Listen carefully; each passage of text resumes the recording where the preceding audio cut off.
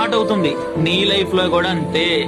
భగవంతుడు ఆ అమ్మాయిని నీ జీవితం నుంచి తప్పించేయడం అంటే వేరే కొత్త అమ్మాయి నీ జీవితంలో తీసుకురావడానికి ప్రయత్నిస్తున్నాడేమో. ఎందుకు ఆగలేకపోతున్నావు? ఓపిక ఇక్కడ చాలా ఇంపార్టెంట్. అది ప్రేమలో అయినా, పెళ్లిలో అయినా, జీవితంలో సక్సెస్ లో అయినా సరే. ఓపిక లేకపోతే ఏమీ జరగదు. వదిలేసి వెళ్ళిపోయిన అమ్మాయి గురించి ఆలోచించడం మానేసేయి. నీ జీవితంలోకి రాబోయే అమ్మాయి గురించి, ఆ అమ్మాయి నువ్వు ఎంత సంతోష పెట్టాలి అనే దాని గురించి ఆలోచించు. చాలా హ్యాపీగా ఉంటది. నీకు బ్రేకప్ జరిగిందని నిన్ను బాధ పెట్టిన ప్రతి ఒక్కరికి భగవంతుడు సమాధానం చెప్పే విధంగా ఎంత అందమైన అమ్మాయిని నీ జీవితంలోకి పంపిస్తాడంటే, వీడికేంట్రా ఇంత అందమైన అమ్మాయి దొరికిందని ప్రతి ఒక్కడు కుళ్ళుకొని చచ్చే అంత అందమైన అమ్మాయిని భగవంతుడు నీ జీవితంలోకి పంపిస్తాడు. నేను చెప్తున్నా కదా, రాసి పెట్టుకో.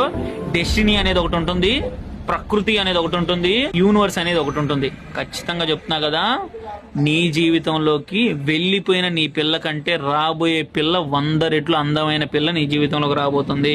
వెయిట్ చేయి. నీ జీవితం ప్రేమ బృందావనంగా మారడానికి కొన్ని రోజులే టైం ఉంది. వెయిట్ చేయి.